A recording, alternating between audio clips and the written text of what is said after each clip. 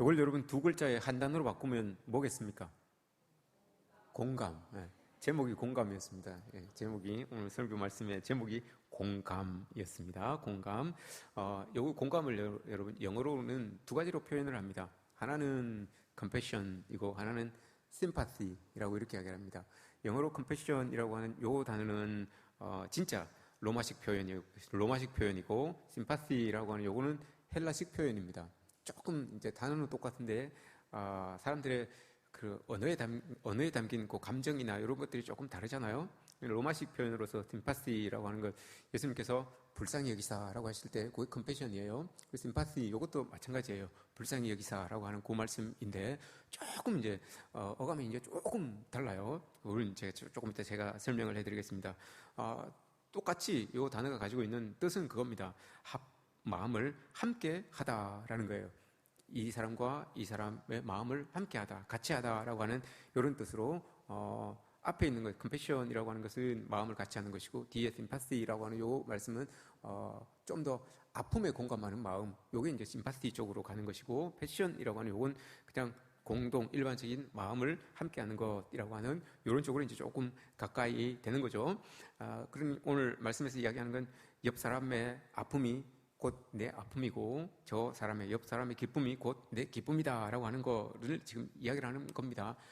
로마서는 크게 여러분 세 부분입니다. 제일 앞부분은 죄인된 하나님의 백성들, 죄인된 사람들, 인간은 죄인입니다라고 하는 것을 다루게 되고, 그리고 그 죄인들이 중간 부분쯤 돼서는 그 죄인들이 하나님 앞에 돌아올 수 있는, 구원받을 수 있는 그 길이 이제 중간쯤에 이렇게 이야기가 됩니다. 그리고 오늘 12장부터 마지막 장인데, 그러면 그 구원받은 백성들이 하나님께 죄인된 사람들이 구원받아서 그 구원받은 사람들이 어떻게 살아가야 되냐, 그게 이제 12장부터 이렇게 쭉 나오는 거예요. 12장에서 구원받은 하나님의 백성들이 이 땅을 살아갈 때 제일 우리에게 처음으로 요구되는 게 우리의 몸을 거룩한 산 제사로 하나님께 드려라 라고 이렇게 말씀을 합니다. 거룩한 산 제사로 하나님 앞에 올려드리는 것, 이게 구원받은 백성으로서 이 땅을 살아가는 제일 첫 번째 모습입니다. 여기에서 이제 다 뿌리 번져서 나오게 되는 거예요. 산 제물로 하나님 앞에 올려드려라. 이게 옛날에 구약에는 제물을 하나님 앞에 올려드리고 희생을 시키고 이렇게 하니까 이게 무슨 뜻인지 잘 알아요. 그러나 신약 성경에서는 제물을 드리는 제사는 없기 때문에 과연 우리의 산 거룩한 제물로 우리의 몸을 거룩한 제물로 하나님 앞에 올려드려라라고 하는 거, 이게 신약 시대의 사람들에게는 잘 쉽게 와닿지 않는 거예요. 그래서 하나님께서 사도 바울을 통해서 1장 1절에서 로마서 12장 1절에서 그렇게 말씀을 해주시고 2절부터 산 제물로 사는 게 그럼 뭐냐, 거기에 대해서 쭉 이제 이야기를 해주는 거예요. 그리스도인들의 삶의 자리는 어떻게 되어야 된다라는 것을 쭉 이야기를 해주는 거예요. 그 중에 오늘 우리가 읽은 말씀 중에서 즐거워하는 자들과 함께 즐거워하고 우는 자들과 함께 울라라고 하는 이 말씀이 나오는 겁니다. 우리가 신앙생활을 하면서 여러분 가장 많이 이야기하고 많이 듣는 단어가 있다면 믿음이라고 하는 거겠죠. 믿음 빼놓고는 이 신앙생활에서 우리가 이야기할 게 없습니다. 믿음이라고 하는 것은 우리가 알고 있듯이 히브리서 11장에서 이야기하는 것처럼 바란 것들의 실상이요 보이지 않는 것들의 증거요, 이렇게 그렇게 하나님을 믿고 하는 거, 이게 믿음이다라고 이렇게 말할 수가 있습니다. 그러나 믿음은 여러분 로마서에서 이야기하고 있는 로마서 12장에서 오늘 본문을 포함하여서 로마서 12장에서 이야기하고 있는데, 믿음이라고 하는 것은 믿는 자의 모습에서 드러나는 하나님의 모습, 이게 믿음입니다. 믿는 자의 모습 속에서 드러나는 하나님의 모습, 요게 믿음이다라고 이렇게 이야기를 해요. 12장, 로마서 12장을 쭉 보시면 그 중에서 오늘 말씀이 나오는 거예요. 이게 무슨 말이냐, 그리스도인들은 믿는다고 이 땅을 살아가는데 그 살아가는 방식 속에서, 살아가는 형태 속에서 하나님의 모습이 보여야지만 그게 믿는 사람이지, 그게 하나님 사람이지. 어떤 사물을 바라볼 때 하나님의 눈으로 바라볼 줄 알고, 누구를 대할 때 하나님의 마음으로 대할 줄 알고, 어떤 일을 처리할 때 하나님의 방식으로 처리할 줄 알고, 이게 하나님의 사람이지 라고 하는 거예요. 그런 맥락에서 오늘 15절 말씀이 나오는 거예요. 즐거워하는 자들과 함께 즐거워하고 우는 자들과 함께 울라라고 하는 이 말씀이 나오는 겁니다. 이 말씀은 우리가 잘 알고 있듯이 하나님과 동행해야지만 여러분 이 말씀을 우리가 살아갈 수 있다라고 12장에서 로마서 12장에서 이렇게 말씀을 하고 있는 겁니다. 구약 성경에서 여러분 하나님과 어떤 사람의 믿음을 칭찬할 때 가장 최고의 칭찬이 그 사람 하나님과 동행했습니다 라고 하는 이 칭찬이었습니다. 노아가 그 땅에 많은 사람들이, 모든 사람들이 심판을 받을 때에 노아를 향하여서 그렇게 말합니다. 노아는 하나님과 동행했던 사람입니다 라고 이렇게 이야기합니다. 동행이 여러분 어떤 의미로 여러분들은 동행을 받아들이십니까? 하나님과 함께 그 사람이 동행했다라고 하면, 내가 하나님과 동행했다라고 하면 여러분 어떤 부분이 동행이라고 하면 여러분들은 뭘 어떻게 했기 때문에 나는 하나님과 동행합니다 라고 이렇게 말할 수 있습니까? 동행이라고 하는 것은 성경에서 이야기하고 있는, 특별히 믿음의 사람에게 그 사람 하나님과 동행했던 사람입니다 라고 하면 그 표현 안에는 이런 의미가 담겨져 있죠. 하나님과 함께 살았는데 함께 느끼고 하나님의 마음을 가지고, 하나님의 마음이 이러하면 그 마음을 나도 느끼고, 하나님이 이렇게 바라보시면 나도 저렇게 바라보고, 이게 여러분 동행이에요. 그냥 내 옆에 이렇게 함께 가시면서, 내가 하나님 옆에 이렇게 가시면서 하나님이 이렇게 채워주시는 길 걸어가고, 만들어주시는 길 걸어가고, 이게 아니라, 그것도 동행이지만 동행이라고 하는 단어 안에는 의미하는 게 하나님의 마음이 과연 어떨까? 그 마음을 내가 가지고, 하나님이 보는 저걸 이렇게 바라보면서 어떤 마음을 가지고 계실까? 그걸 내가 똑같이 이해하고 그렇게 바라보고, 하나님이 어떤 일들을 처리하실 때 어떤 마음으로 처리하실까? 그런 마음으로 내가 이 일을 처리하고, 이게 여러분 동행이에요. 사실 하나님께서 가지고 있는 그 모습 그대로 내가 살아내는 것, 메아리처럼 살아내는 것, 이게 여러분 동행입니다. 오늘 말씀이 사실 예수님께서 말씀하신 이 본문이잖아요. 메아리 말씀인데, 이 말씀도 마태복음 11장에 보시면 예수님께서 이런 말씀을 하십니다. 장터에서 아이들이 막 놀고 있는데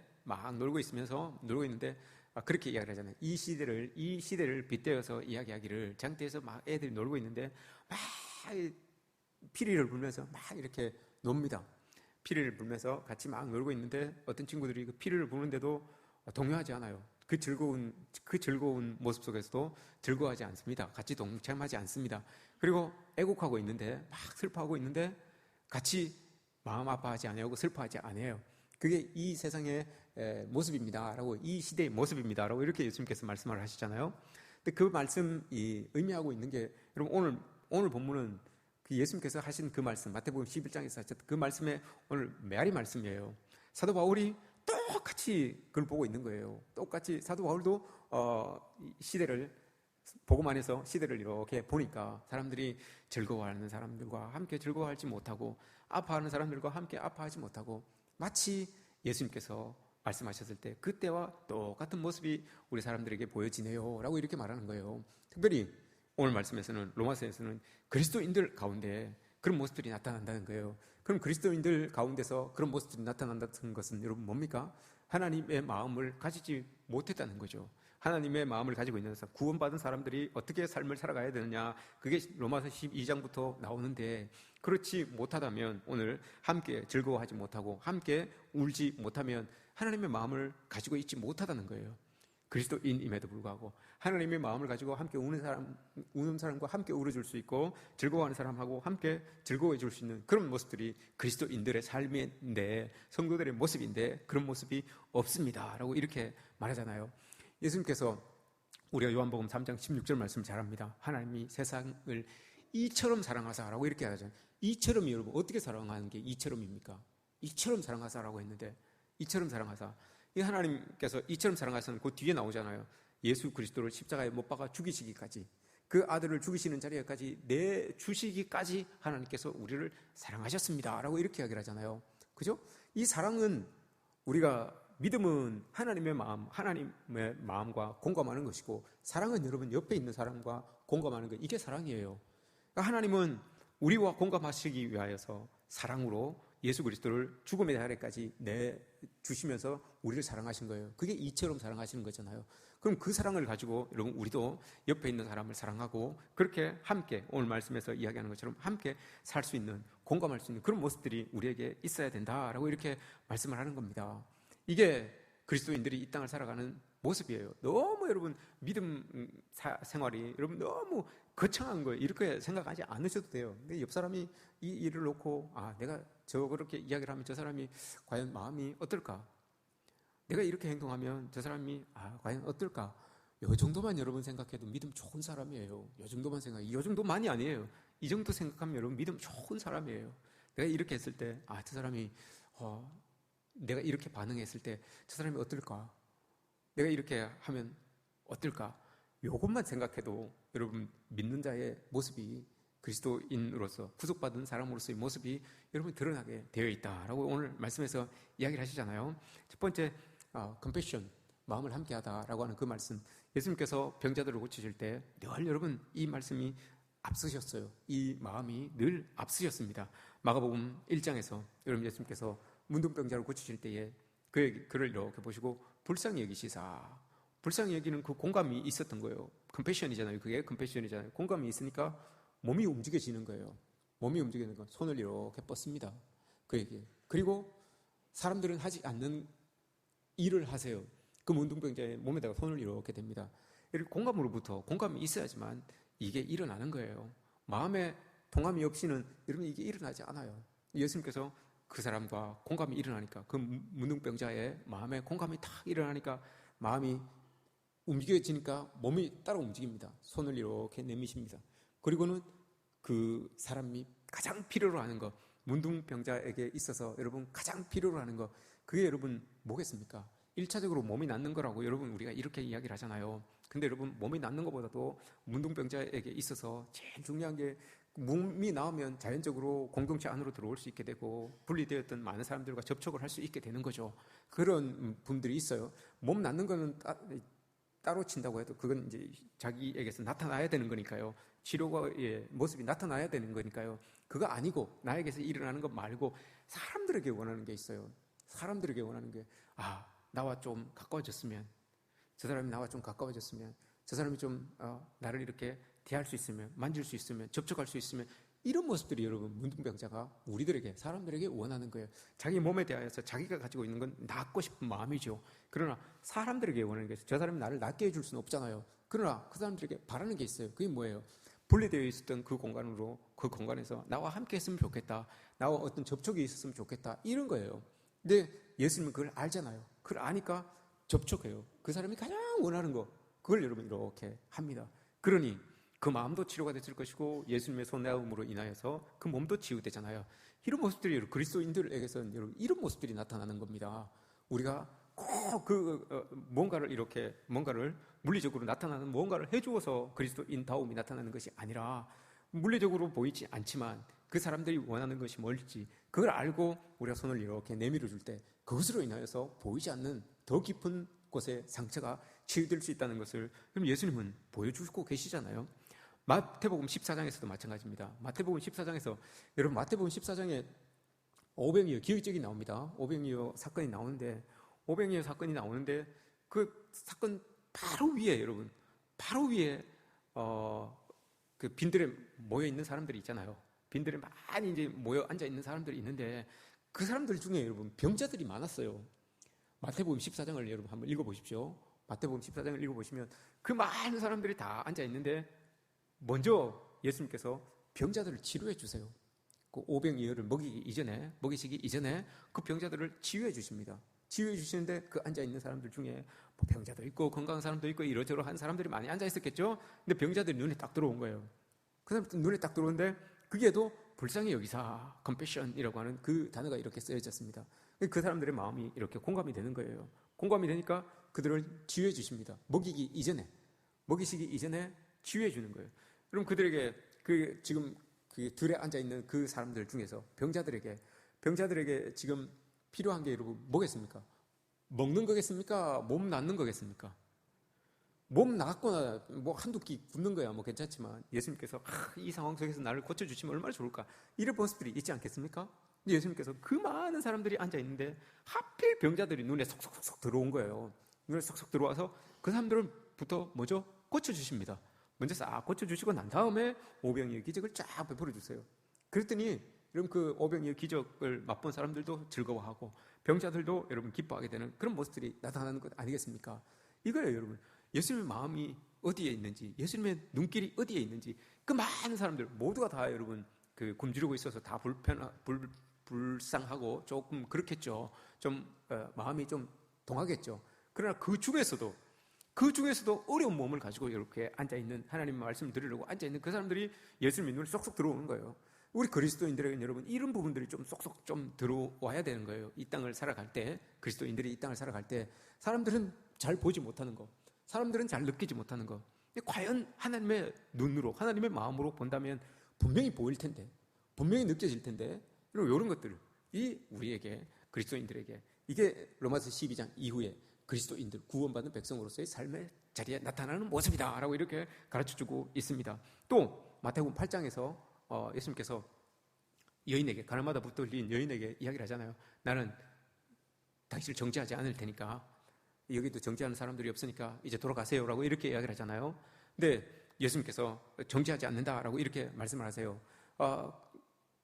근데 우리는 이 정죄를 합니다. 그리스도인들은 여러분 많은 삶의 자리에서 정죄를 합니다. 비판을 합니다. 근데 하나님께서 우리에게 원하시는 건 비판과 정죄가 아니잖아요. 비판과 정죄라고 하는 것은 마태복음 11장에 보시면 양 비유를 하십니다. 예수님께서 그 마태복음 8장에서 쭉 이어와서 마태복음 11장에 보시면 양이 우물에 빠졌는데 너 구할래 말래 이렇게 이야기를 합니다. 바리새인들에게 구할래 말래라고 이렇게 이야기를 합니다. 예수님께서 이제 바리새인들이 자꾸 정죄하고 비판하고 하니까 그 말을 하는 거예요. 정죄하고 비판하고 하니까 그 말씀을 하는 거예요. 바리새인들은 그렇다는 거죠. 이렇게 하는 게, 양이 우물에 빠졌어요. 곧 죽어가는데 구하려고 보니까 그날이 안식일이에요. 안식일이면 여러분 바리새인들이 그 양을 구해야 됩니까? 말아야 됩니까? 누가복음 14장에서도 똑같이 이야기합니다. 누가복음 14장에서 이야기해요. 거기에서는 이제 조금 더 크게 이야기죠. 소가 우물에 빠졌어요. 소나 네 아이가 우물에 빠졌어요.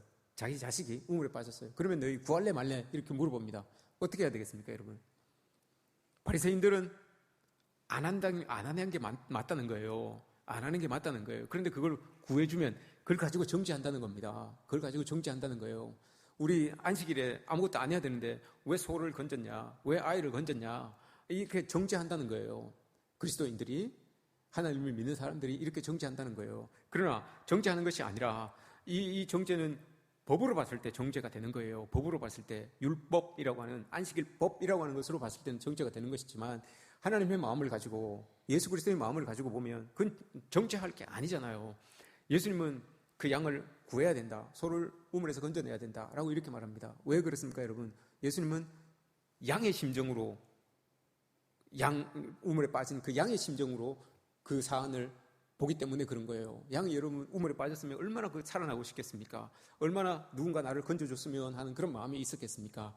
예수님은 그걸 말씀하시는 거예요. 양이었으면, 내가 양의 심정으로, 그 우물에 빠진 아들의 심정으로, 여러분 예수님은 건져내는 거예요. 그럼 이건 여러분 법으로 판단하고 정죄하는 것이 아니라 예수 그리스도의 마음을 가지고, 하나님의 시선을 가지고 그 일을 하는 거예요.